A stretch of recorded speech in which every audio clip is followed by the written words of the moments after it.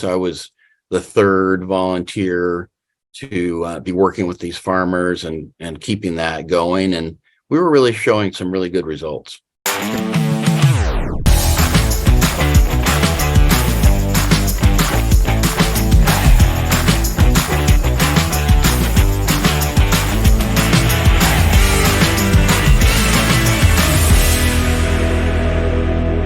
I want to kind of let our audience know a little bit about your background and what brought you to where you are today. So obviously, I would love to hear about your education in soil and in winemaking. But the one thing I'd really hope you'll touch on that I found fascinating is your Peace Corps time, and then the fact that how you worked in Guatemala and what your soil education, what you shared there, the lessons you learned there. So if you could kind of give us a summary of what you've been through and touch on that Peace Corps area as well.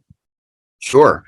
So as I was finishing up my bachelor's degree at Oregon State University, I became involved with a couple of different grad students on helping them with their research projects, basically. And I had already, at the beginning of my junior year, switched my major from pre-vet to crop and soil science. And so the projects I was working on with these grad students involved soil research. And one of these grad students in particular had been in the Peace Corps and talked about it frequently. I also had a professor who had been in the Peace Corps.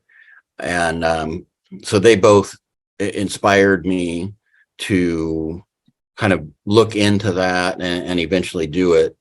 Also, my uncle was one of the first Peace Corps volunteers, and he served in Morocco. So that also is inspiring. So yeah, I ended up going to Guatemala, and the project I worked on was called Corn and Bean Seed Improvement and Post-Harvest Management. So what we were doing is trying to kind of counteract the invasion, if you will, of commercial corn seed into Guatemala in particular, and Latin America in general, and it's replacing of the what we call the land-raised varietals, or the traditional varietals of corn.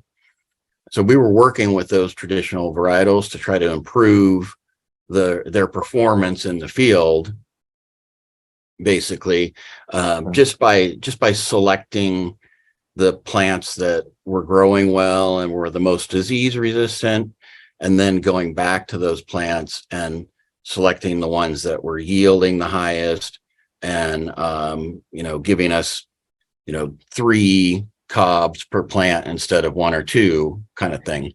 And that had been, I think that program started maybe 4 years before I got to Guatemala. So I was the third volunteer to be working with these farmers and keeping that going. And we were really showing some really good results.